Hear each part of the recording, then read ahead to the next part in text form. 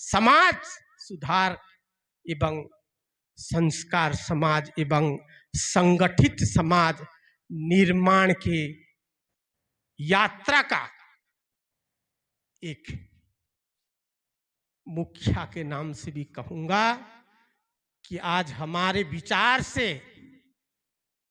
Mail खाने वाला हमारे अनुयायी लोग आप पदस्थ हो, सरपंच हो, चाहे मेंबर हो, चाहे जिला पंचायत अध्यक्ष हो, चाहे पार्टी के अंतर्गत जिला मंत्री हो, आप लोग समाज को एक माला के स्वरूप में निर्माण करने के लिए धागा बन जाइए। आप फूल जैसे सम्मान का अगर प्यासा बन जाओगे तो समाज को कभी भी आप संग्रहित नहीं कर पाओगे। इसलिए सभी जन नेताओं को मेरा एक आग्रह है, प्यारे, आज भारत की दशा, भारत में स्थित सभी धर्मावलंबियों का दशा जहां तक बिगड़ चुका है,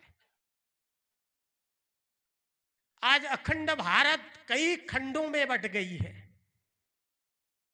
कई खंडों में बट गई है। तो केवल जरा सा भूखंड बचा हुआ है।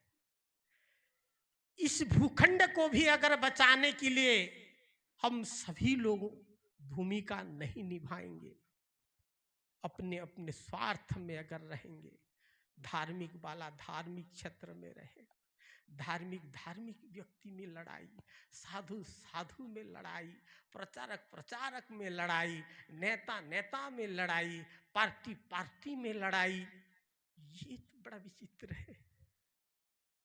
ये सारा दृश्य देख करके मुझे बहुत पीड़ा होता है। भविष्य में हमारा देश का स्थिति क्या होगा, हमारा समाज की स्थिति क्या होगी। इस दशा को, इस विपरीत दशा को देख करके संत कबीर जी ने एक सुंदर बात तो कही है, प्यारे, थोड़ा सा श्रवण करके सुनिए। अप्रस्तुत जुगे विजय करी छंती जगत ठाकुर हरि, समस्तंकु प्रस्तुत करिवा पाए धरत्री रे अवतरी। इस युग को संत कवि, सत्य महिमा धर्म के कवि कहा अप्रस्तुत युग है। आज के लोग कहते हैं अपने आप को मैं प्रस्तुत हूं, मैं विद्वान हूं, मैं बड़ा नेता हूं, मैं बड़ा राजा हूं, मैं बड़ा समाज प्रमुख हूं। ये तुम्हारा गलत विचार है, गलत विचार है।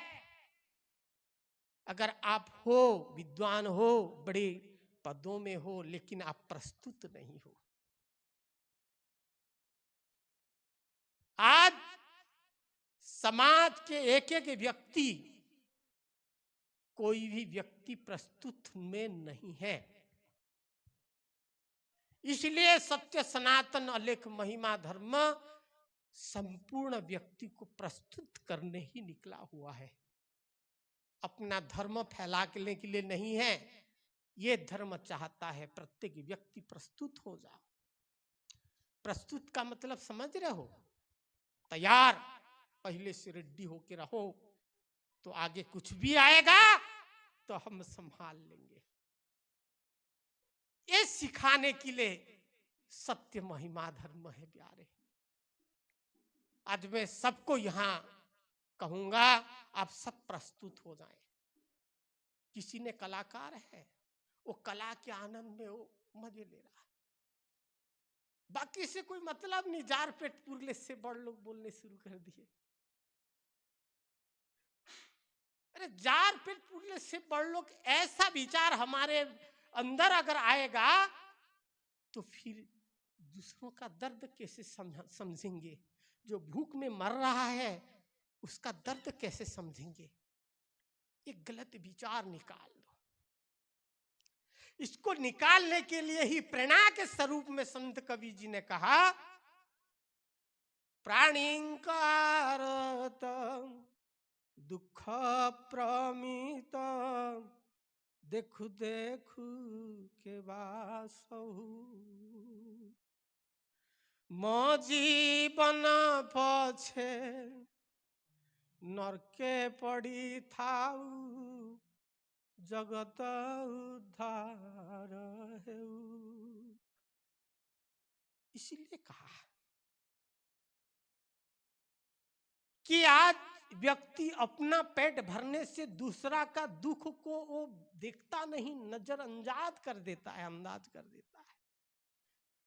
ये दशा आज आप परिवार में भी देखेंगे, गांव में भी देखेंगे, समाज में भी देख रहे हैं, राष्ट्र में भी देख रहे हैं। ये दशा अगर हमारी होगी तो अवश्य एक दिन हम हमारे सारे चीज छीन लेंगे। इसलिए सभी संत जनों को, हमारे नेता बंधुओं को, हमारे कला जगत के क्षेत्र के कलाकार, संकीर्तन तथा नाट्य गुरु, संप्रदाय गुरु, सभी बंधुओं को, सभी को प्रस्तुत होने के लिए मैं आह्वान कर रहा हूं। आइए हम सब प्रस्तुत होकर के भविष्य की तैयार करते हैं, भविष्य का निर्माण करते हैं, जो निर्माण हमारे आने वाला पीढ़ी के लिए उज्जवल भविष्य हो, हमारे भारतीय संस्कृति का एक इतिहास के स्वरूप में स्थापित हो।